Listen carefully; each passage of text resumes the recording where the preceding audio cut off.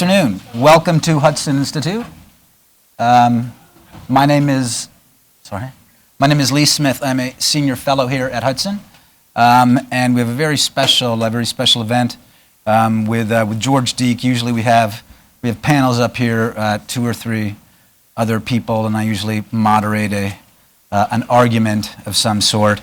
But today I'm just going to be throwing questions at George for about an hour or so, and then I'll open it up and see if we have any questions. It's going to be, as you see, the title of the event, What Does the Latest Wave of Violence in Israel Portend?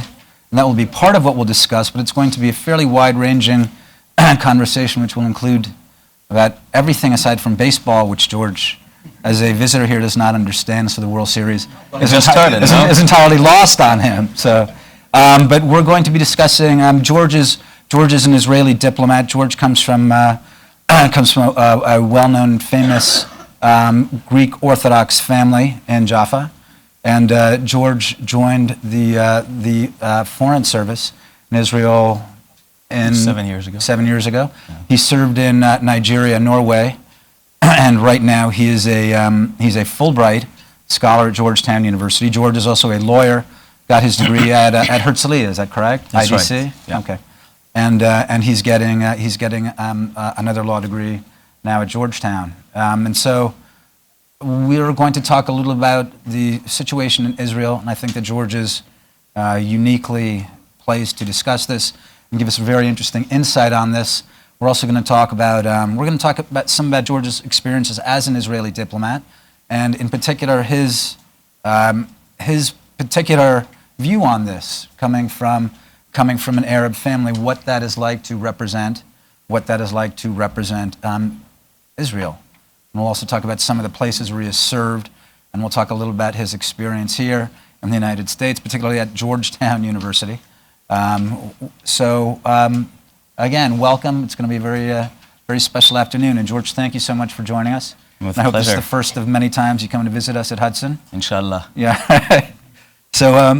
So let me ask, if you can just give us some sort of general insight, and then we'll go back and forth a bit, then we can narrow down a little bit. If you can describe what you think is happening right now in Israel.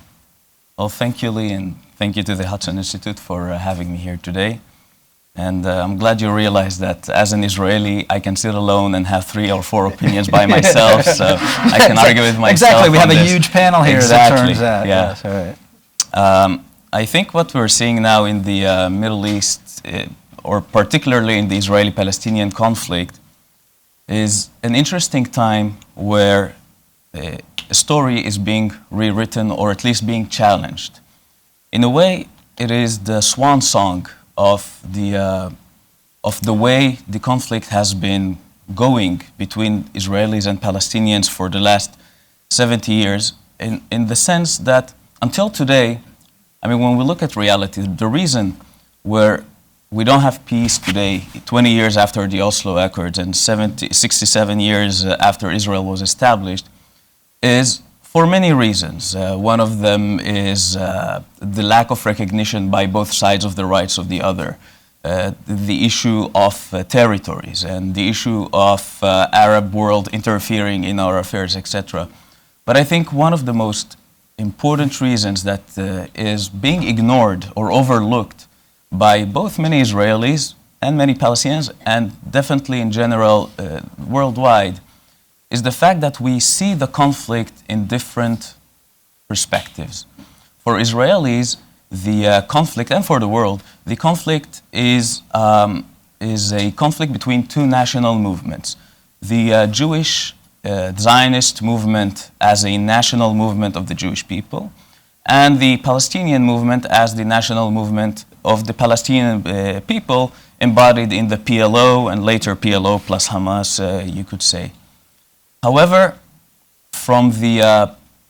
and therefore, because it's a 2 national movements, then there is a room for negotiation and compromise, because we both want different things, or the same thing, but we want to achieve it in different ways. So we can compromise, each of us gets something, and we're both happy.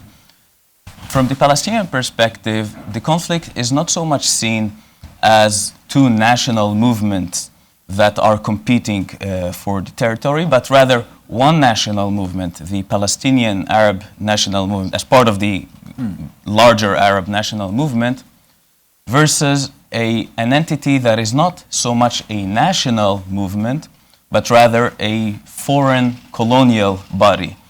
This is the reason, for example, why you would not see Israel until today in the maps of any of the schools in the Arab world, including in the Palestinian territories. I'm not talking about 67 and the West Bank, but any kind of Israel in any size. This is the reason why, until today, no Palestinian leader has come out saying that we are willing, in certain circumstances, to give up the claim of return of refugees, to come back to Israeli borders. I think Abbas said lately that this is an individual right of every refugee, and therefore he has no right to give it up on their behalf, which is in a way saying, I can't solve the conflict. This is also the reason why the Palestinian leadership has refused constantly until today to recognize Israel as the homeland or the nation state of the Jewish people. If you look at the nuance, people don't always look at the nuance. Israelis speak about two states for two peoples, meaning the Palestinian people and the Jewish people. The Palestinians talk about two states, not for two people, just two states. And the reason is because saying two states for two people would mean recognition of the right of another people to have native people's right over the same land that we believe is completely ours. And I think this narrative has been fueling a lot of the frustration that we see. And of course, what we're seeing today, in the last few weeks, with the violence that has been taking place, stabbing Israelis, etc., a lot of people are trying to explain why it's happening. Those who are more sympathetic to the Palestinian cause will say it's frustration over the conflict, the occupation, etc., which in a way has some grounds, but at the same time, if you listen to what the people themselves, the people stabbing or their families are saying, then they kind of contradict that theory, because they speak about a larger theory of that they're doing what they're doing in the name of either Islam or in the name of Greater Palestine as a political ambition. If you are more sympathetic to the Israeli side, you would probably say this is just fanaticism because they are Islamic fanatics, or because they just hate Israel, they don't want Israel to exist. Now, even if that as well has some grounds, there is a sort of fanaticism, it still doesn't explain why it's happening now, why at this moment. I mean, the fact that Palestinian leaders have been inciting against Israelis, or the Islamic movement in Israel, or Hamas saying that Israel is trying to destroy the temple or to change the status quo or take over the Temple Mount, this is not new. This is not something that started 2 or 3 weeks ago. It started back in 1928 when the Muslim leaders of Jerusalem warned that the Jews are planning to take over the Al-Aqsa Mosque. Was that the first time it happened? That was Haj Amin? Yeah, it was him. So that was the first time that this happened? As far as I can recall, that was the first time that there was such claim. And by the way, it's 1928, long before there was an occupation, long before there was a state called Israel. And the result of it was that in the next summer, 133 Jews were slaughtered in Jerusalem just because that incitement was happening. So this is not a new claim, and it's been going on if you follow the news in Israel or in the Palestinian territories, you would see that this kind of incitement has been going on for a lot of years. So why is it happening now? Frankly, I don't have an answer. Nobody has. It's a little bit of everything. But I do think the meaning of it, and please cut me if I'm speaking too long. I do think the meaning of it is that what we're seeing is a sort of frustration and confusion, because until now, Israel has been perceived, since it is a colonial movement, a foreign body that someday, just like the Brits and the Ottomans and everyone else would just be thrown out, just needs patience and patience. This theory has been frustrated. The Arab world tried in 3 wars to to put Israel in a military crisis, 48, 67, 73, and they failed. In the 70s, they tried to put Israel in an economic crisis through the Arab boycott, and they failed. In the notorious Durban Resolution equating Zionism with racism, they tried to put Israel in a diplomatic crisis, and they failed. And today, we see the attempt to put Israel in a moral crisis through movements such as the BDS, such as the discourse that we've seen where Israel has no room on the textbooks or the discourse in the Arab world. And that has been failing as well. And I think if you look also at the two intifadas that has taken place, the second intifada in particular, I would say, in the year 2000, the perception behind it was that the Jews have an alternative. They have a place to go. If we scare them enough, then they will just get up and leave. And you would see that, you know, it's the theory of that Nasrallah, the head of Hezbollah, has been promoting constantly, calling Israel, I think it was spider's web, where you just can take it off if you just wish to. It's just if we hit them hard enough, then they will be forced. And I have to say, Israel has done some things to kind of support that theory in Lebanon, in Gaza, that you mean the if you hit them hard enough, they from Lebanon, disengagement? With the withdrawal and the disengagement. But I think while the Arab side saw those disengagements from Lebanon and from Gaza as a sign of weakness, here, if we hit them hard enough, they will withdraw. It's a misreading of the Israeli politics or Israeli mindset. The Israelis wish to believe in all their hearts and all their minds that this is a national conflict, a conflict between national movements. Therefore, we do not withdraw because we are afraid or we are weak. We withdraw because we are willing to accept the legitimacy of the claims over that land, hoping that by giving it away, we will regain peace or some kind of ability to have normal life in our country. And both sides were disappointed because the theory of crumbling Israel through violence did not work. And the theory of Israelis of giving land will give us more peace has also not worked in both fronts, Gaza and Lebanon. So today, what I think is most surprising in the latest violent wave, and I think there is an article by a guy called Haviv Gur-Retting in Times of Israel, which explains it perfectly, is that when you believe so deeply in a certain narrative that we, the Palestinians, are the only national movement around and the others are foreigners, and if you only push forward, you will eventually gain your goal. Push a little bit more, if you promote more martyrdom and heroism and violence, you will get the big picture that you want. I think people are standing and saying it's not working. It hasn't achieved the goal.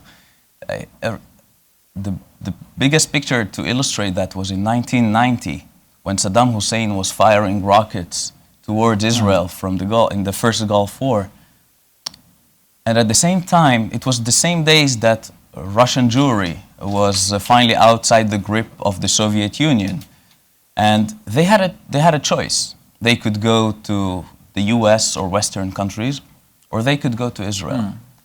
And most of them, almost all of them, decided to come to Israel. And you had two things coming down from the sky of Tel Aviv those years: rockets and airplanes bringing more and more people.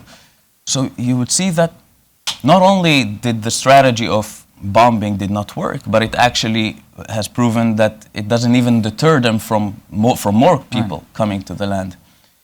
So if it's not working, what can we do? And I think this is exactly why I said at the beginning that what we're seeing is the swan song of a certain narrative of resistance, because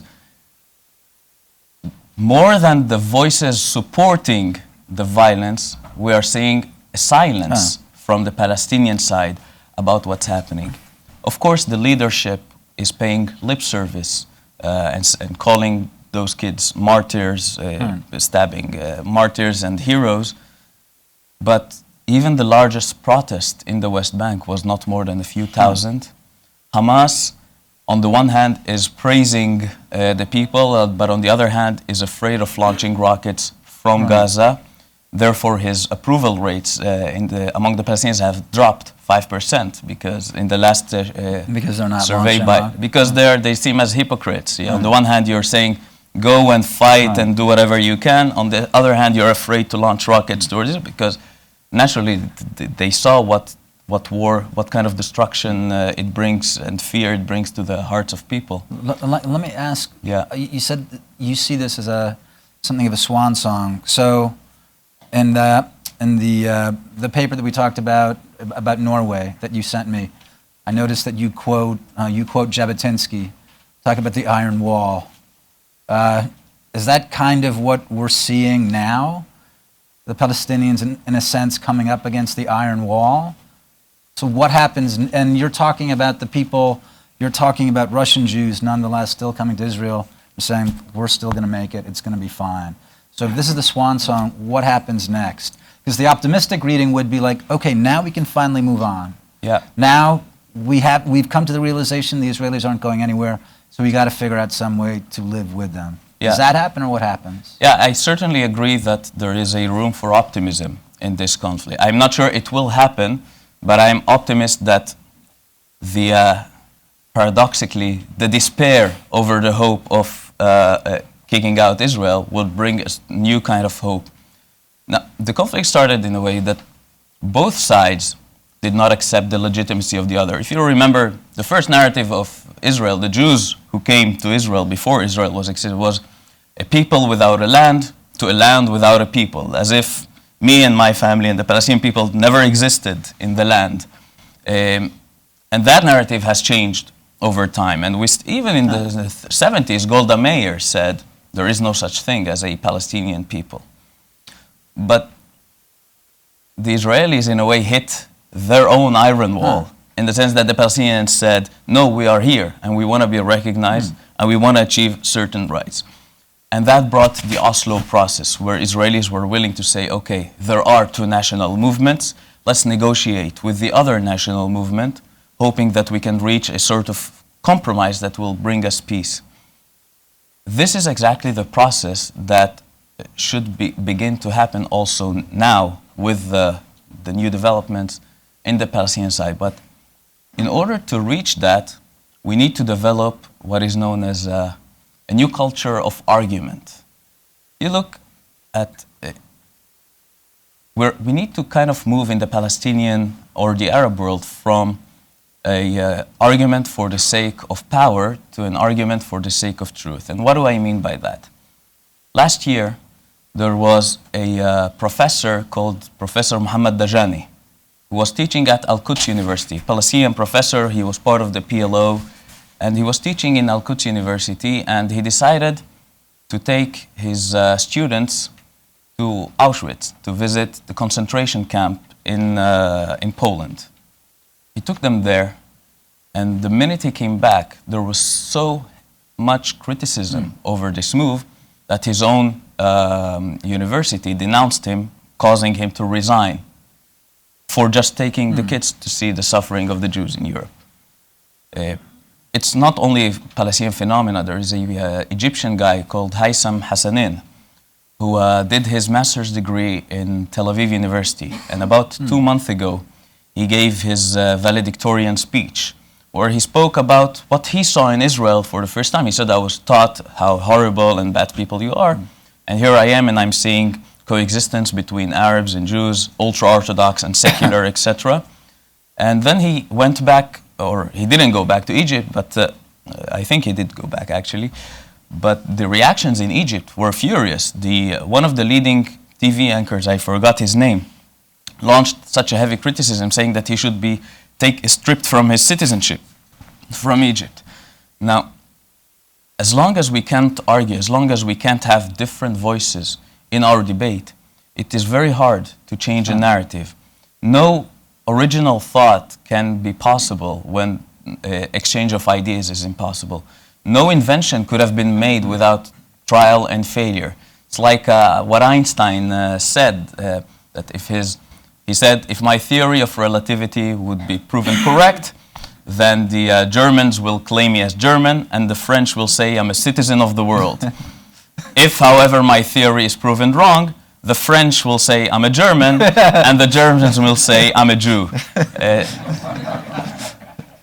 In a place where you cannot really try and be wrong, in a place where it's not okay to argue and to have a different opinion, where there's no legitimacy to voice different opinions, there can be no room for accepting people who are different.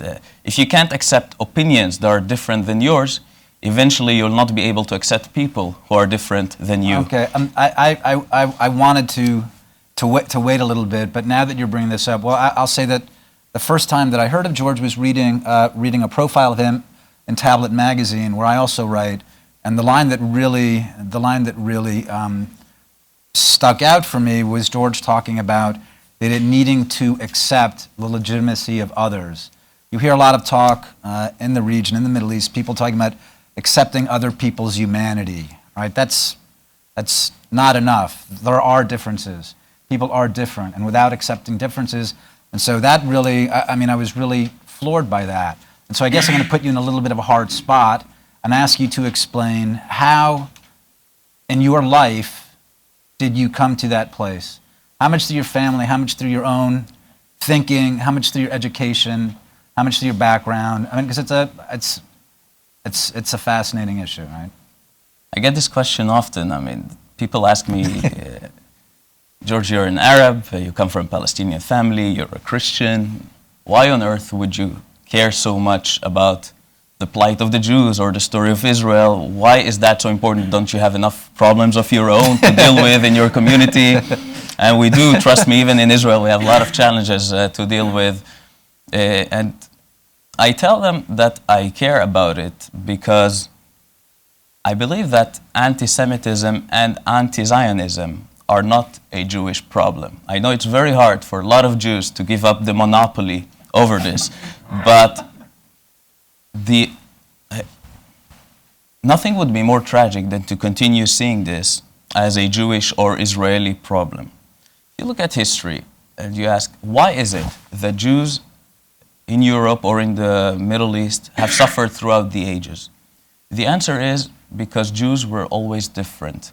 Throughout the ages, they may have integrated into their societies, but they refused to assimilate in the sense that they refused to give up their unique culture, faith, language, or identity. And that insistence on remaining different has put Europe facing one of the most important questions of morality. Are we able to tolerate a people that is different? Are we able to live side by side with a nation that insists on the right to be different and on the dignity of being different? And unfortunately, as history has shown us, Jews lived for the right to be different, but they died because of the inability to tolerate that right. And coming to Israel and the Middle East, it's hard not to imagine how our life would have been like if in 1947, instead of rejecting the partition plan of the UN dividing the land to an Arab state and the Jewish state, the Arab world would have said to the Jews, welcome back home. This is your home, but it's also our home. So let's see if we can find a way to live here together. It's hard not to try and imagine how our lives would have been like if in 1967, instead of the Khartoum summit, where the Arab leaders decided the famous 3 no's, no to recognition of Israel, no to negotiations with Israel, and no to peace with Israel, what would have happened if they said yes, yes, and yes? What would have happened if Arafat or Abbas would have said yes to any of the peace offers that were provided by Israel in the last 20 years? Unfortunately, we have seen that history has developed otherwise. And when I come to ask, why is it that there's so much rejection and hate towards the Jewish state in the Middle East, I'm reminded of the nice quote of Mark Twain, I think, who said, history does not repeat itself, but it does rhyme. When Israel was created, the Arab world had to face the exact same questions that Europe faced. Are we able to live next to a nation that is different? Are we willing to live side by side with a country that is neither Muslim nor Arab? Wars of annihilation, boycott, terrorism, BDS, these are all the manifestation of the fact that the answer was and remains no. So why do I care? Why should I care about this? Because at the end of the day, we are all different. Each person, each culture, and every faith are unique and irreplaceable. And therefore, I think that a Middle East that has no room for Jews is a Middle East that has no room for humanity. Our difference is what makes us human. I care about the story of Israel, and I care about the story or the success or the acceptance of the Jews in the Middle East, because eventually it will affect everyone else who is different in the region. Jews were not the only victims of Spain of the Inquisition. Jews were not the only victims of Nazi Germany. And today, when we see the ethnic strife and religious bloodshed in our region, Christians going from being 20% of the region to mere 4% today. The last church in Afghanistan was destroyed in 2010. There's no Christians left in the city of Mosul in Iraq, where they have lived for 2,000 years. Yazidis are on the verge of extinction. The Kurds are being pushed back. Anyone who is different is being fought against. And a Middle East that is not able to accept a Jewish state, to accept the right of the Jews to be different, will not be able to accept the right of anyone in the region to be different. And by that, it will lose not only its variety and diversity, moving to uniformity, but it will also lose its humanity. Is this what we're seeing right now? I mean, especially in Syria and Iraq. Is that what this is about? The inability of, I mean, look, there's lots of different ways to phrase it, whether it's a sectarian war, and of course there are lots of national interest at stake as well. But do you think that the underlying fundamental issue is that? I think that the fundamental issue is that we don't know in the Arab world what we want. Who do we want to be? Who do we hope to be someday? We're living in time of immense change. It's the entire Westphalian order of nation states in the Middle East is collapsing. We've had an order that lasted for almost 100 years of nation states, Iraq, Syria, Jordan, Lebanon, etc. But this entire order is now collapsing. And times of changes like this create insecurities. And those insecurities are easily translated into suspicion and hate. Mobilizing the forces of hate is a very easy thing to do. This is what Milosevic did in Yugoslavia. This is what happened in Rwanda when the Tutsis were described as Inyezis, cockroaches, before the genocide. This is what happened in Darfur when Sudan unleashed the Janjaweed, devils on horsebacks, to commit the genocide in the people of Darfur. And this is what's happening throughout the region, where we see preachers who are mobilizing, using a language of hate, abusing religion to make it a source of hate rather than a source of tolerance and peace, into a religion, into making a radical, violent interpretation of that religion into the most vocal and dominant voice of that particular religion. It is the struggle of the Middle East today is, in the midst of this change, how are we able to switch from a narrative of fear and hate that come with the change, that comes with everything is collapsing, there's no more countries, there's no more governments, what do we do? Instead of that change bringing us to, or it has already brought us to a place of fear and hate, how we are able to create a new narrative, to create a new reality in which, rather than hate and fear, we are able to promote tolerance and acceptance. And the persecution of Christians in our region, or any other minority for that sense, is a result. We are paying the price for, we as a Christian, I say, or as a Jew, we are paying the price for the inability of the Middle East to write a story that is based on compassion rather than a story based on uniformity and rejection. So this is the main struggle that we have. You put it also before talking about in 48 your grandfather left. Yeah. Right? And one of the things that you said he was able to do was he was able to imagine something else. Yeah, I mean, Can you talk? I mean, can you describe? Yes. Can you just describe that background, and then we'll. I like the story of my grandparents. I never thought of it as something unique until I actually told it, and people told me it's unique. But it's a story that I think that shows how we can make that transition in our discourse towards a more peaceful one. In 1948, when Israel was established, the Arab world told all the Palestinians living in Palestine of the time, pack all your things and leave, because two things are going to happen. If you stay, the Jews are going to come and they're going to kill you. And if you leave, just give us 2-3 weeks and we'll just kick out the Jews out of there and you'll be able to come back to your homes. So my family, frightened by what might happen, decided to flee.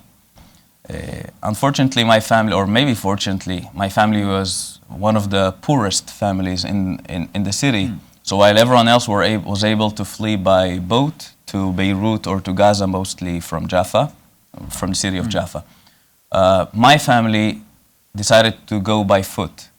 My grandparents were not married; they were just engaged at the time. They were young people. So they went together. They went. Yeah, so they brought a priest to my grandparents' house at the same night. My grandmother did not have time to get a wedding dress, let alone invite guests. And he wedded my grandparents in the house in haste on that day, so the next day they can flee together. And the next day came, and they, together with all the family, they started fleeing towards Lebanon by foot. I don't know how many of you tried to go from Tel Aviv to Lebanon to the border by car. It takes you I think 5 hours, let alone think about how long the journey would be by foot. But they managed. And they crossed the border to Lebanon, and they were sitting there in a Palestinian refugee camp alongside all the other Palestinians in the region. And the war did not end in 2 weeks as they were promised. The war ended after many months. And unlike what they were promised, the Arabs actually lost the war, and the Jews won, and Israel was established. And to their astonishment, the Jews did not kill all the Arabs, as they were promised that would happen. Now, most of my family found a way to build a new future for themselves in other parts of the world. That's why today I have family in Beirut, family in Jordan, in Amman. I even have family in Damascus as we speak, trapped in the civil war. I have a big family in the US and in Canada and in other places in the Western world. But my grandfather wanted something else. He was not so much afraid of the Jews as the rest were, for the simple reason that he lived in a mixed city and he lived with Jews. And before the war, he worked in a company called Rutenberg Electricity Company, where he worked alongside Jews who even taught him Yiddish, making him one of the few Palestinians at the time who actually speaks Yiddish.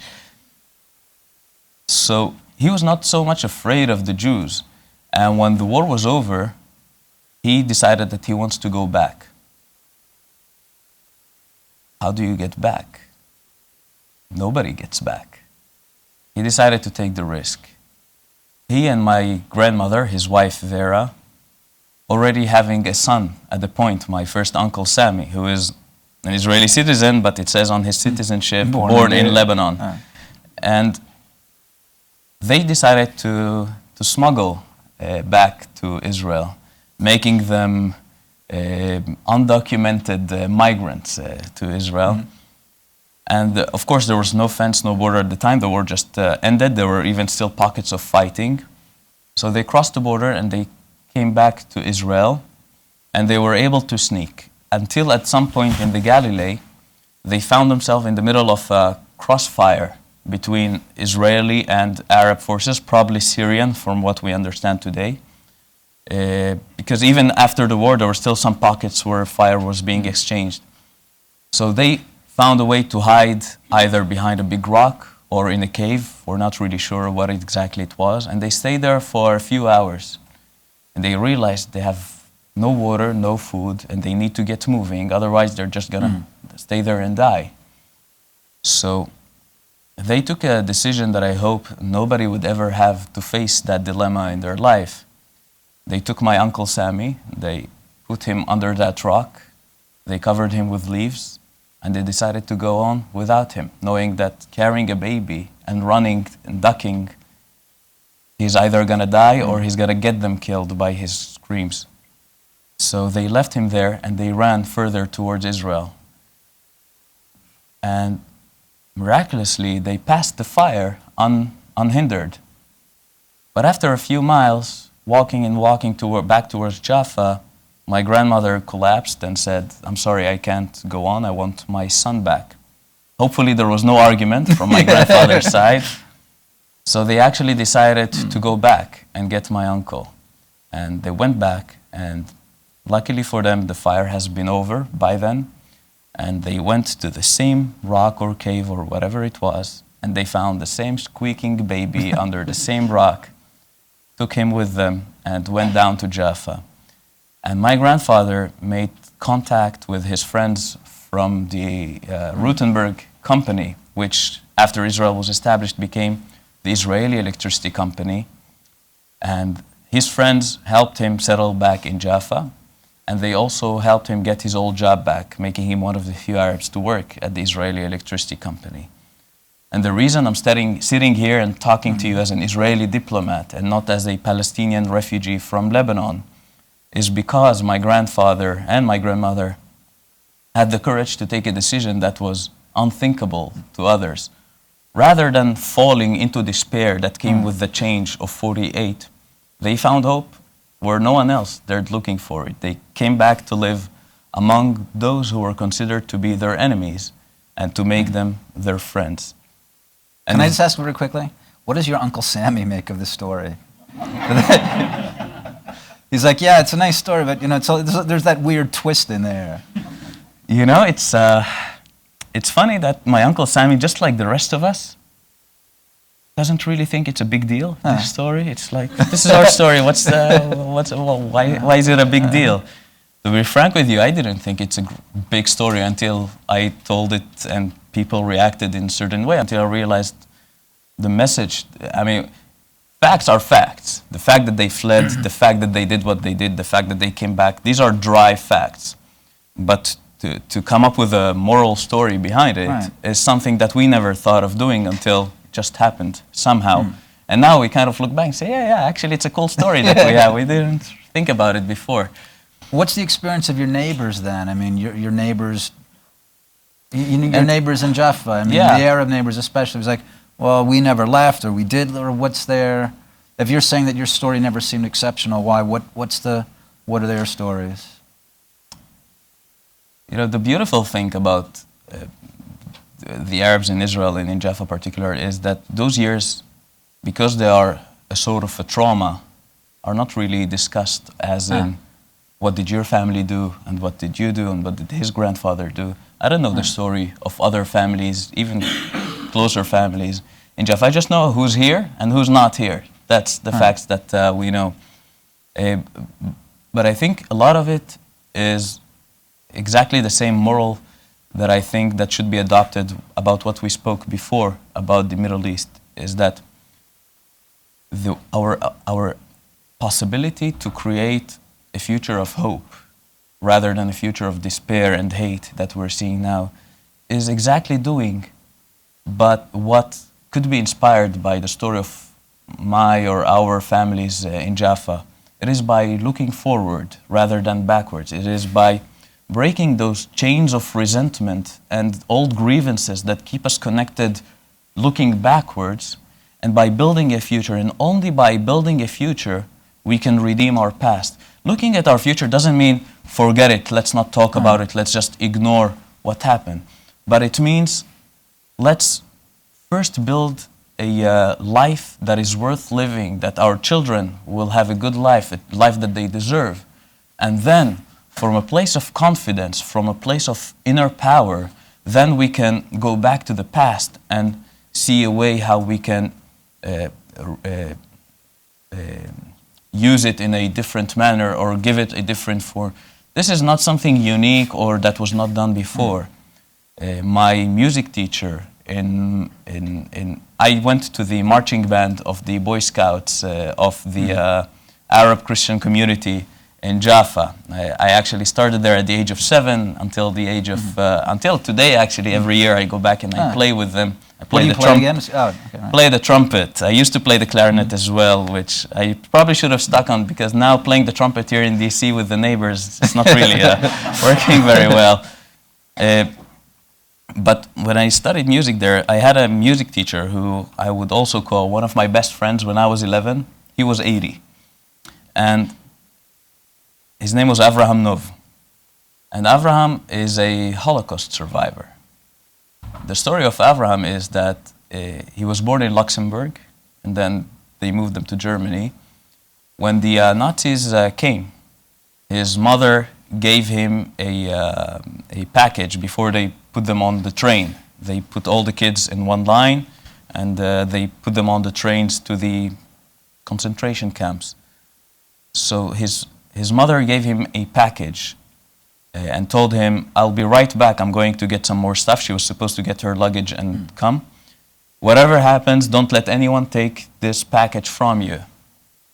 And she left him there and went to get her luggage. And then a Nazi officer or a soldier came, and he started taking all the belongings of the kids before they board the train. And when he got to Avraham, Avraham remembered what his mother told him. So he held on and he refused to let go.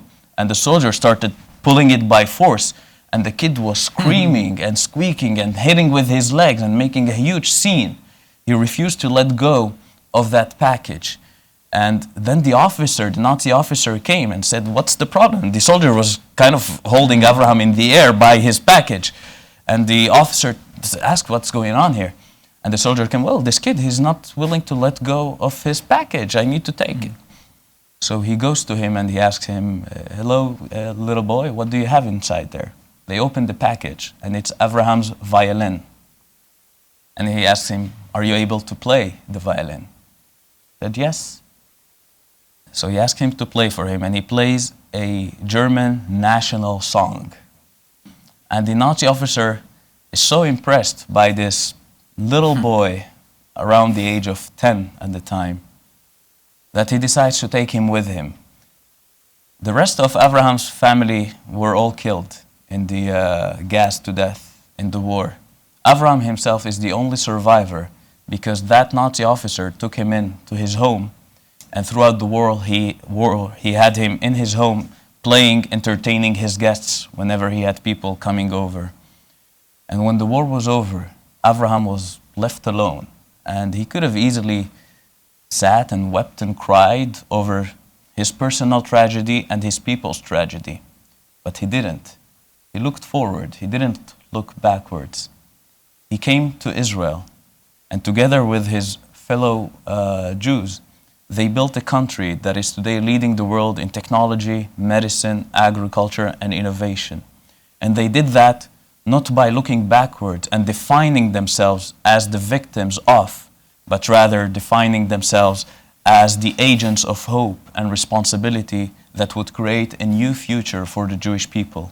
And this is the success story of the Jewish people, how they have risen out of their greatest tragedy to create a future of hope in their homeland and the land of their fathers for the first time after thousands of years. If there's anything I and my family resonate with, is that just like Avraham built a future for himself out of his tragedy, my grandfather, knowingly or unknowingly, has built a future of hope for my family by his decision to come back and have a family that is today one of the most educated families. We have diplomats, and we have lawyers, and we have accountants, and we have professors in universities and engineers and what have you. in my family. It is because we decided to look forward. It is because we decided to build a future of hope rather to remain captive in the chains of resentment. And this is the message that I think the Middle East can learn something in these days and create a new story for itself. Can learn it from Israel, can learn, how hard is that? I mean, because if it's hard to, if you have two irreconcilable movements, right, or two different ideas about what it means, like, how do people look to Israel as an example in that way and say, well, I don't care who they are, but it's still I mean, because in some ways, what you're talking about is, it's a moving and compelling story, right? I mean, you actually have, you're a repository of interesting and moving stories. And so that's one of the things that you're saying, looking at Israel in the same way. How do people put a lot of other things aside and say, okay, that's a good story, I actually like that? Israel is a problem for the Middle East, but a good one in two ways. I guess that's what you asked. Yeah. First way is that in a place that is rejecting, persecuting, and expelling anyone who is different, any kind of minority, either on a religious basis, on an ethnic basis, or even on a sexual orientation basis, Israel is the only minority with both the will and the capability to say, yes, we are different. Yes, we are Jewish. No, we're not Muslim nor Arab. And yes, our hand will always be out there reaching for peace. But no, we will not go away just because you don't want us to be here. No, we will not go away because you have a problem accepting people who are different. And it's the only minority that has the capability, including the military capability, to stand behind that statement. And that poses a real challenge for the Arab world. Everyone else, the Christians, the Yazidis, the Kurds, the gays, the women, everyone else that is being persecuted has to accept the rules of the game or get out. Israel does not accept the rules of the game. And that is the first challenge that the Middle East is facing when looking at Israel. The second challenge is precisely that point. And before I do it, just a small introduction to explain it. In the Western world, we have this idea that tolerance comes out from, is a derivation of our similarity. We are all human beings. We are all the same. We have so much in common. Right, our shared humanity. Our shared humanity, and therefore we should tolerate each other. In a way, it's embodied, I always use this example because it's the perfect one. It's probably the anthem of Western humanity. It's imagined by John Lennon. Imagine a world with no countries, no religions, all the people living for today, or you know.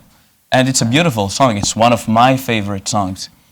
But in a place like the Middle East that is so religious, a song, a theory that only talks about our similarity cannot work, because we are similar. We are the same. We're all human beings. But it's only a small layer of who we are. We have so much more into us to make us who we are that it's more than just that layer of what makes us in common.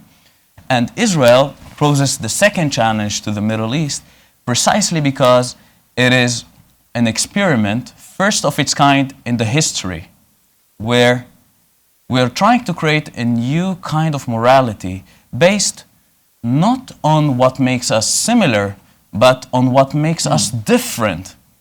Meaning, I will tolerate you and I will respect you, not because you are like me, but precisely because you are different. Because I'm different too, and you are different.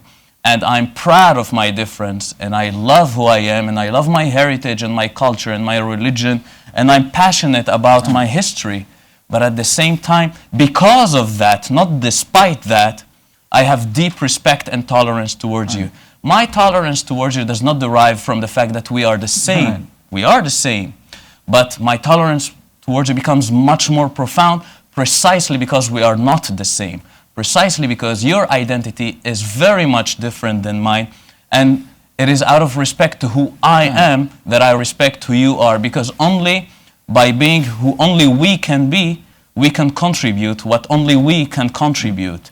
And that morality in Israel, being a Jewish state, and yet despite it being a Jewish state, I would say because of it being a Jewish state, so many minorities live within it. It's the only place in the Middle East where Christians like me can wear a cross without fear, where Muslims can build minarets to their mosques, which is not allowed in Switzerland, or wear hijab in public places, which is not allowed in France. It is the only place where the Baha'is decided to build their dazzling temple in Haifa, where Druze and Circassians feel so safe and so included that they serve in the army and feel Israelis in all their body and soul. It is precisely because Israel is defined as being different, as being a Jewish country. It is precisely because of that it is able to tolerate the difference of others within it. And it's not without challenges, this experiment that we're having in Israel. If you're looking at what's happening in the last few weeks inside Israel, when you see Jews boycotting Arab businesses because they think all Arabs support terrorism, when you see Arabs throwing stones at cars of Jews, when you see, the irony of hatred, when a Jew stabs another Jew because he thought he was Arab, or when an Arab throws a stone at another car thinking it was driven by Jews, turning out it was driven by a Palestinian who actually worked for UNRWA in Gaza and injuring him. The irony of hatred, it's as if to prove that at the end of the day, hate will destroy the hater. And we have a responsibility in Israel not to give up on our will and power to create that narrative, that out of our difference, it doesn't make us less tolerant, but on the contrary, it makes us more compassionate and more understanding towards others out of our difference, not just from out of our similarity. If we do that, I think we are able to present an example, not just to the Arab world, who has a lot of pride of who he is, but also a lot of rejection to anyone else, but I think also to the Western world, which has the opposite problem we are willing to accept everyone else, but we have a problem with ourselves. This is what I was going to ask, to move away from the Middle East a little bit, and your experience as a diplomat, particularly in Norway. Convincing people of that idea about Israel, what you so elegantly just said, this is very hard for the Europeans apparently to understand. Why? And will the Europeans come to the conclusion that, well, okay, George is right, the Israelis are right, the Israelis have an interesting thing going on. Why is it so hard for the Europeans? And in particular, if you would talk a little about your experience in Norway. When I was in Norway, before I went to Norway, I was preparing for my posting. And I saw an interesting thing. I was preparing for my posting there the same way I prepared for Nigeria or other places, reading reports and understanding how the economy works and how the cultural life in Norway works, try to see how we can build bridges between our countries. But then I went to Israel and I met with people who are considered to be experts for Scandinavia or for Norway. And all they could talk about is how a horrible country Norway is, how hostile and how much it hates Israel and it hates the Jews. And all I could think to myself, these paranoid Jews all over again, seeing anti-Semitism in every corner of the world. And when I got to Norway, I realized that I was right, but also they were right at the same time. I was right because there were indeed so many possibilities to build bridges in economy and culture, and even between politicians and political movements. In fact, it was just the time that we discovered in Israel a lot of gas offshore with Tamar and Leviathan. And Norway is one of the leading powers in the world in the oil and gas industry. So we were able to build a lot of cooperations on the economic level between our two countries. And I'm proud to say, it's one of my prides, that in 2014, the year I finished my last year in Norway, the trade level between Israel and Norway was the highest in history. Never before we had so many either cultural or economic exchanges between the countries. At the same time, I could see that there's a lot of hostility towards Israel simultaneously. 38% of Norwegians believe that Israel is treating the Palestinians the same way the Nazis treated the Jews. There were riots in 2009 when Israel had an operation in Gaza, in which anyone who's Jewish was attacked in the street. Our embassy, I wasn't there yet, but it was my office, was hit by stones and completely vandalized.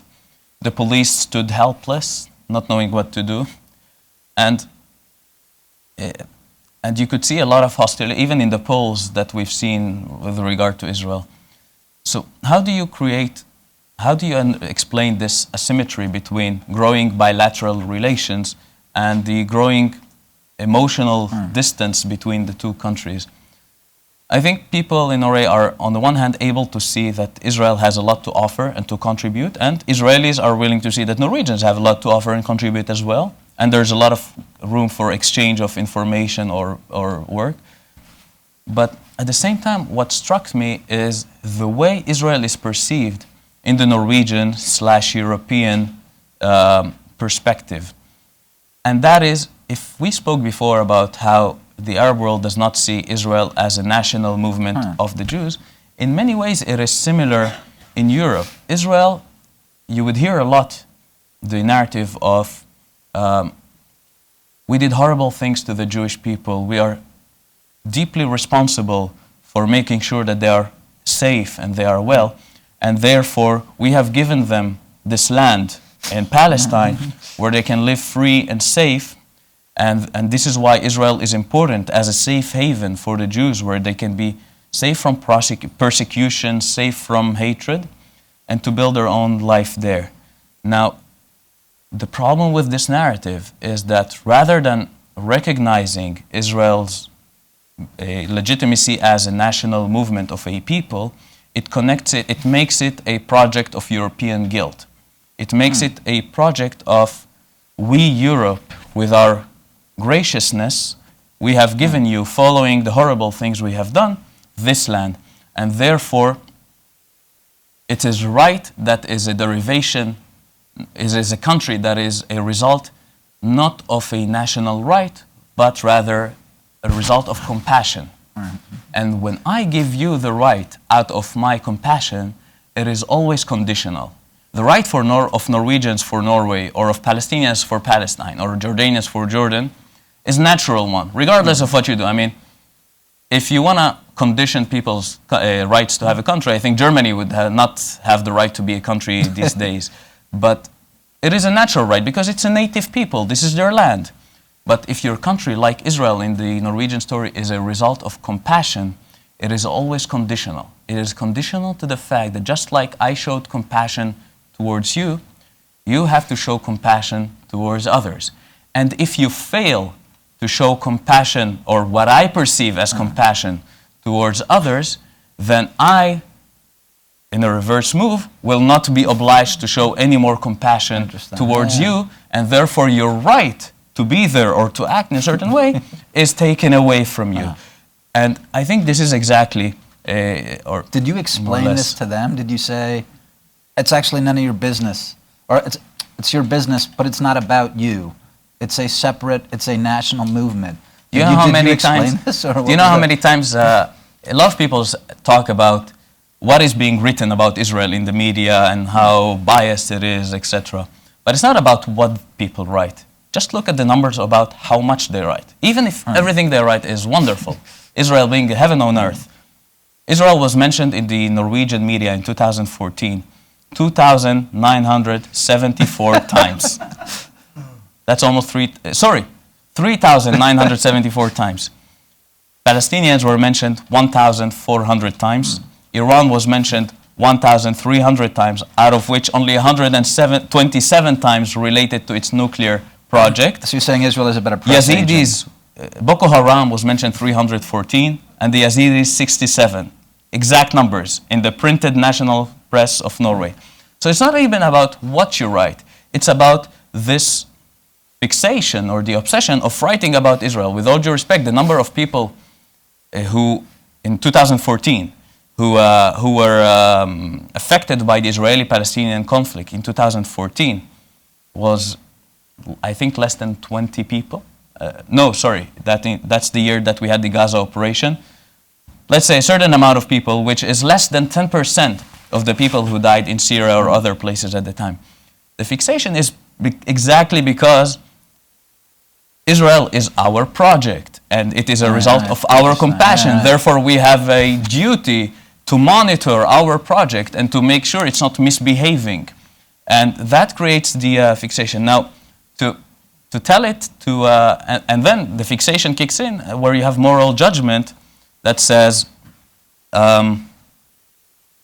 since we're judging your compassion, that somehow we're always going to find a way to be disappointed with our project, and so how you're not showing compassion towards others. We live in different realities and we reach different conclusions. I mean, Europe is tearing down walls, at least until a few months ago when the refugee crisis started. Israel is building walls. Europe is cooperating with its region, like the European Union, etc. Israel has less and less cooperation with its region.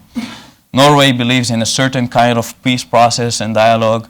Israel believes that it is only out of military strength, because the other side does not recognize your right to exist. Only then you can have a real negotiation where the other side is willing to make significant compromises. We do have very different ways of looking at our realities, which are completely legitimate. It is the result of how we, of the neighborhood we live in, of our reality, of our circumstances. If Israeli circumstances will change, it might adopt a Norwegian perspective a bit more. And if Europe or Norway's reality would change, as it is changing, it might adopt more of Israeli approaches to things. But how you say? Do you talk to them about it and say? Well, have you heard about something called the invisible gorilla experiment? No. It's an experiment that was made in Harvard University in the 70s, where they took a group of students and they let them watch a basketball game on TV, each one separately, between a team wearing white and a team wearing black, and they told them in this experiment, they told the students, you're going to watch 10 minutes of basketball game. And your goal is to count the number of passes between the players of the white team. Nothing else matters, not the score, not what happens. Just count the number of times the white team passes the ball from one player to another. And they did it. And Harvard students, being the bright students they are, over 90% of them were able to count the exact number of passes of the white team. However, that was not the experiment. The experiment was, the second question was, and it was, did you notice anything unusual on your screen during the game? The unusuals, only 30% saw something unusual. And the unusual thing was that in the middle of the game, a guy dressed up like a big gorilla stepped in the middle of the court, looked at the camera, did this, and walked out. 30% saw it. And this is why it's called the invisible gorilla experiment. And I think in many ways, this is an explanation to why people don't see things when it comes to Israel. They only see certain things because they are so fixated on one narrative and on one story and on one truth that they can only see that truth, and they're not able to see the big gorillas on their screen. What did they make of you? Not just your story. Because we talked about this a little bit in the past, when the Norwegians, when some of the people you were working with, I mean, during Gaza, during the Gaza campaign, and when you tell people, look, I'm not Jewish, I'm Arab. What did they? I came to Norway from Nigeria, and in Nigeria, I wish sometimes I went first to Norway and then to Nigeria, because I would have appreciated being treated like a normal diplomat, like all others, from Norway. They don't care so much in Nigeria about have their own issues over there. And in Nigeria, I didn't really tell people who I am, not because I realized after the first 2 times that it's just too much information. So wait, you are Orthodox Christian within the Arab minority in the Jewish state in the Muslim Middle East. And so after a while, I'm the Israeli diplomat. That's in Nigeria. But in Norway, I went there, and of course, people understood because they hear about it more. It's more in their in their papers and in their consciousness. But still, it was very confusing at times. I had, for example, a meeting in I think it was my second or third week there, and I met with a prominent journalist in Norway, and he started telling me that you know, we don't have a problem with Israel, etc. But you know, you guys, the Jews, do not accept the Palestinians, and you, the Jews, do this, and you do that. And I was like, okay, but you know, I'm not Jewish. He meant, what do you mean? So I said, I'm an Arab. He said, oh, so you're an Arab Israeli? And I said, yes, actually, I'm an Arab Christian. And then, so you're European? Or it was very hard for him to understand that reality. And I actually had to explain to one of the top commentators in Norway what it means to be, that Israel is not only Jews, that actually Israel has Arabs, and in those Arabs there are Muslims and Druze and Cherkessians and Christians and others. And it reflects the point that people see the conflict as black and white. It's a football game. It's the World Series. Who's your team? Is it the white team or the black team, the red team or the green team? And you pick a team and you want it to win. And you know, when I watch a game and I watch my favorite team playing soccer, I'm sorry to disappoint you. Okay, we have that. But when I see, when I see and I see something, a tackle taking place, somehow I always jump when it's my team and I say that's a foul. And whenever it's not my team, I say, oh, that wasn't a foul. And I truly believe in it because I have an emotional connection to the game. So I always see how my side is right and the other side is wrong. And then the replay comes. But the point is that because they see this as a game where you have to pick sides, then eventually they will see the things that fit and they will ignore things that distort that reality. Like, actually there are Arabs who are Israelis, and not only they exist, but they're actually representing Israel as diplomats.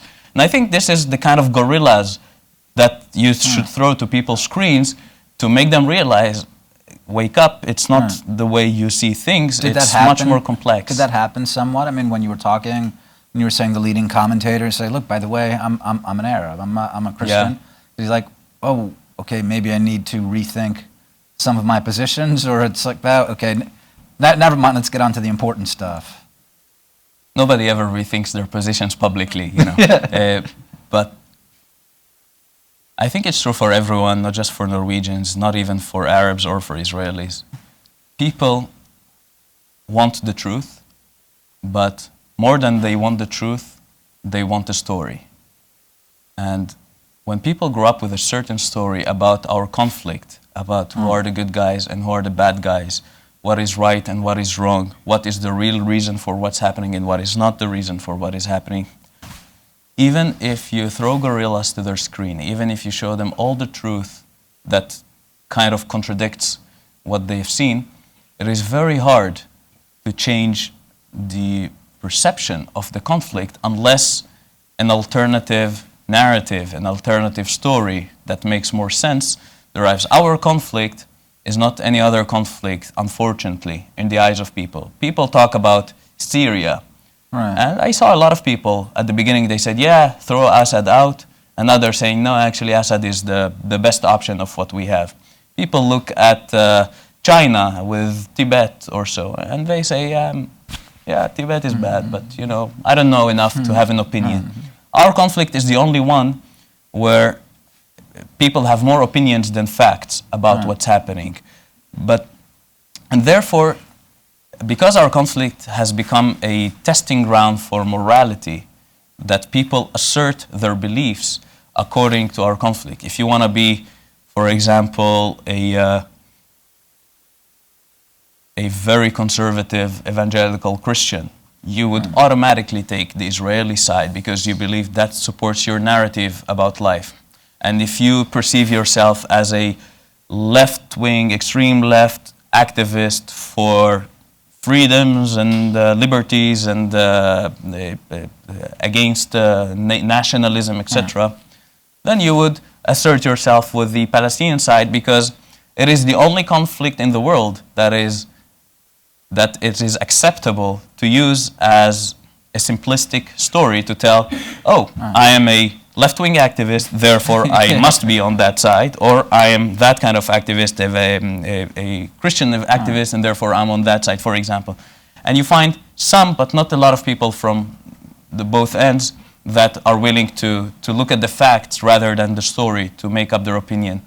And I think that what I talked about in the beginning, the ability to create a moral narrative for Israel that is one of tolerance and openness and acceptance because we are different and not despite being different, is the narrative that is eventually going, if we are going to be in a good world in the future, it's the only narrative that can withhold the changes that we are going through. And therefore I hope someday those people who stand for liberties and rights will realize that actually it's the other way around. What about, we can talk a little bit, I do want to see if there's going to be a question or two in a second, but right now I just want to ask you, what's your experience here in the United States? I know you haven't been here that long, you've been here for a few months, but what's your sense, both, I mean, if you want to talk about the academic milieu at Georgetown, because this is certainly another place, academia, American, Western academia generally, but where this conflict is also argued about, where there's another testing ground. So do you have any thoughts on that over your last? Actually, I had, as a student in Georgetown, I had one experience that was quite significant regarding the conflict. I took a class called Israel-Palestine Legal Issues. It's a legal course. I said, perfect, I need to learn about the legal perspectives. I might know some, but I know them from a very specific angle. I know very specific things, and maybe I should be challenged and see to retest my grounds. And then I went to the first class, and it was funny because we were kind of three groups in our class. There were people who came very passionate about the Palestinian cause. There were a group of mostly American students who are no opinion, just come to learn and understand something they hear about, but they don't know enough about. And then there was me, the third group. And within that reality, I could see that the teacher was not very happy that I was there. When I presented myself and what I did, she was telling me, well, you know, you can, you probably already know this stuff, so there's really no need for you to be in this class, which, yeah. But there's other stories around that one specific class, like 2 hours where all of this happened.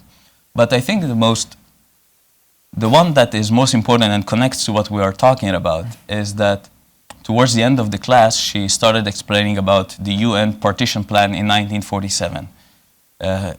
For those who don't know, the UN partition plan is before Israel was established, the UN came up with a plan that was endorsed by the United Nations, saying that the land would be split between a Jewish state and an Arab state. The Jews accepted the plan, and the Arabs rejected it and launched a war of annihilation against Israel. Now, she asked us, why do you think the Arab side rejected the plan? And she answered, well, look at your maps. And she tried to make an argument that the Arab side rejected the plan because the Jews got the better or the bigger land, and the Arabs were unhappy with the size or shape or quality of the land that they were given. Now, at this stage, I intervened.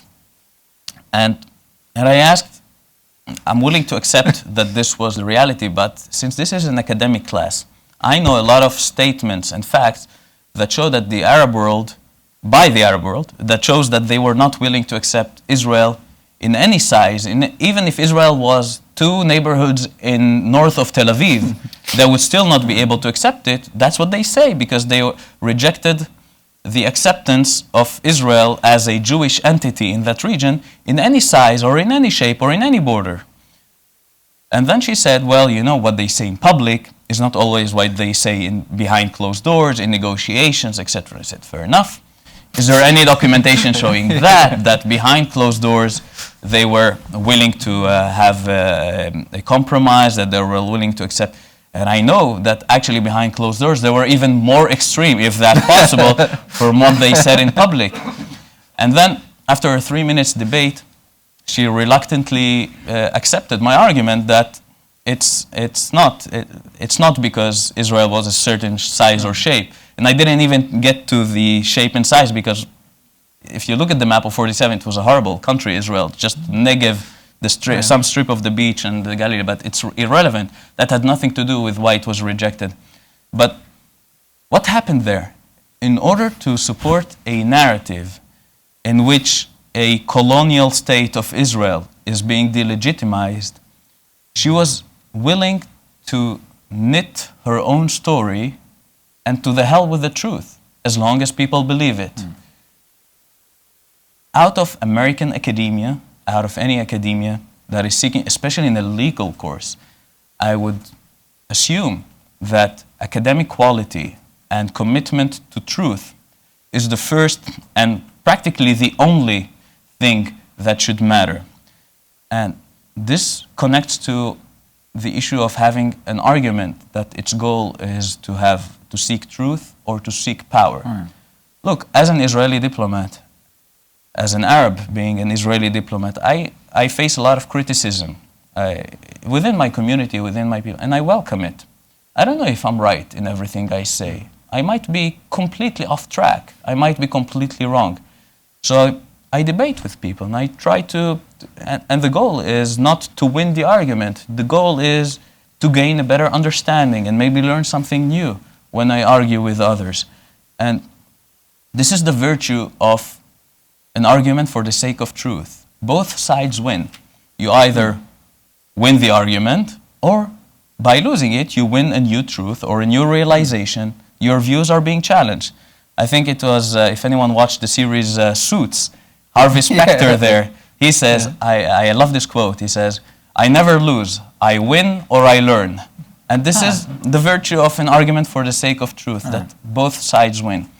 However, in an argument for the sake of power, both sides lose.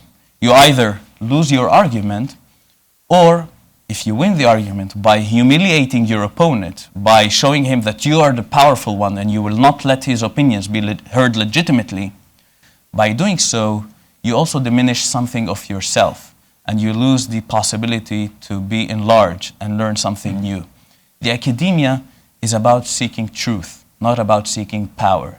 And therefore, I believe that as academics, teachers, and students alike, we should be able to create space for opinions that challenge our own to be heard, as well as always protect the truth, even if it means sacrificing the narrative, not the other way around. I'm going to open it up for a question or two and see if there's a question to do. Doug, can you, we have a microphone back here. Thank you.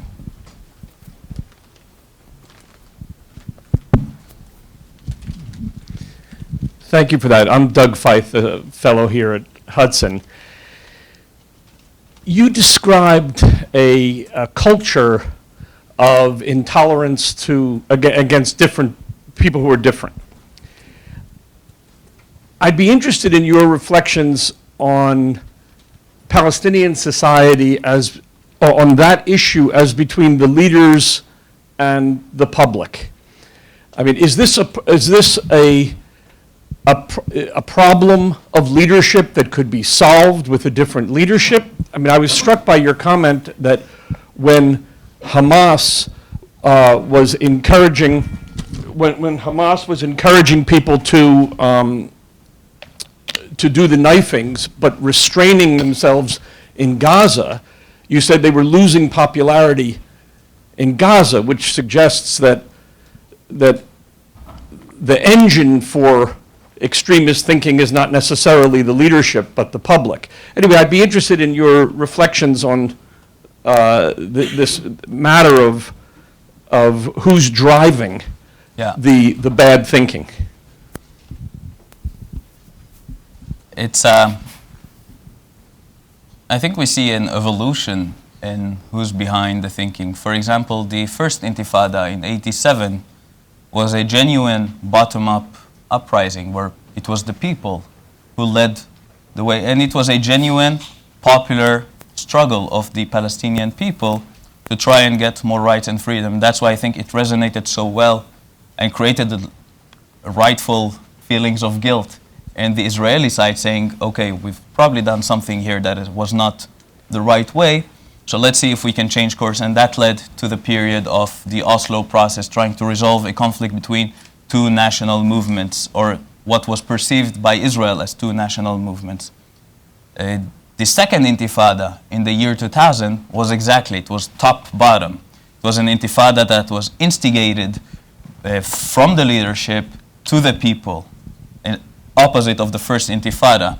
It was after Barak made the offer to the Palestinian leadership, to Arafat in Taba, I think, at the time, Camp David.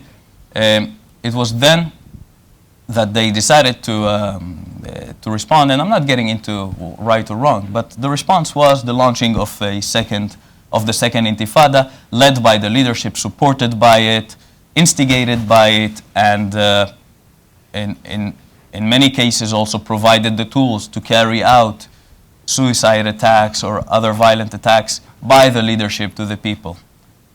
This current, and then you have Hamas, which is an armed group by any category. It's not a people, it's not a leadership, it's just a bunch, it's not a bunch, it's a well-organized group of soldiers that are willing to sacrifice practically everything in order to gain, to redeem their dream of having a Palestine free of Israel, a Palestine free of Jews. The current situation that we live in is, it's very hard to convey about something that is not happening. But I don't think it's something that is supported by either the people or the leadership. If you look at the leadership's reaction to it, Hamas is lauding it and applauding to the people going out and stabbing Jews, but at the same time is not doing anything in Gaza, launching rockets or any kind of violence against Israel. The Palestinian Authority in the West Bank is also calling them martyrs and supporting them as heroes of the nation, but at the same time, if you read the news, you would see that the security services of the Palestinian Authority are clamping down quite heavily in order to reduce the tension and stop the violence. They pay lip service because, unfortunately, there hasn't been a leader that has enough legitimacy and power in the Palestinian or Arab world, I would say, to say, guys, what the hell are you doing sending this 13-year-old boy or applauding to this 13-year-old boy who stole the kitchen from the knife from his mother's kitchen, going out to kill Jews, destroying his life by either being killed, injured, or imprisoned, and the likelihood of 2 of the 3. Something, I mean, this is not really anything heroic. This is not anything it's not moral, and it also doesn't even serve the Palestinian cause. A lot of times you would hear people condemning terror, not because it's immoral, but they say, well, even if it is moral, then it doesn't serve us. So we should stop the terror because it doesn't serve our cause. While I think, like, it's just like saying that you should stop torture because it doesn't get you good information. You should stop torture because it's bad. You should stop terror because it's bad, not because it's not helpful for the cause. But regardless of that, the leadership there has not been a will yet to, or the courage to stand out and say, this is not the way forward. The Palestinian Authority has been leading a way that I disagree with, but frankly, it was very effective. Internationalize the conflict, count on the international communities kicking in to stand against Israel. But, and this is standing in the way, destroying their hopes or their strategy. But they just can't find the courage to say, no, guys, this is not good. But instead of that, they're encouraging it while physically clamping down against it. And I think at the end of the road, this will only erode the legitimacy, the credibility, and the power of the leadership. But at the same time, the people are not supporting this as well. Look at the numbers of how many Palestinians have actually taken part in the attacks on Israel. Not many, a few, maybe dozens at most. The Palestinian people at most stayed home.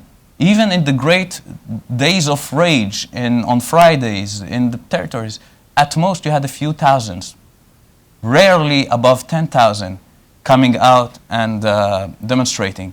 At the same time, next to my home in Jaffa, Maccabi Tel Aviv versus Beitar Jerusalem, 30,000 people were watching a football game. The Palestinian people does not support this movement. But I think what is happening, is that those people who decided to do it, inspired by either religious or political or both ideologies, are trying to revive the narrative of resistance to say, no, it can't be that it's not working. It can't be that we cannot drive the Jews away by making them fearful. It can't be. There's other reasons to it. The frustration, when Netanyahu speaks about Israel keeping the status quo in the Temple Mount, we tend to believe that this actually helps to calm the tension down because it reassures that there's no intention of changing anything. But it only makes things worse because it reminds the Palestinians and the Arabs who actually calls the shots, who decides if the status quo will or will not be changed. And that in itself is hard to grasp. And that creates frustration. And there is also the issue of the occupation. I think the Palestinians have a lot of grievances that are just. The fact that starting from the horrible burning of the Dawabsha family, which I think was one of the most horrendous crimes ever committed by an Israeli citizen, alongside Baruch Goldstein and what he did in Hebron.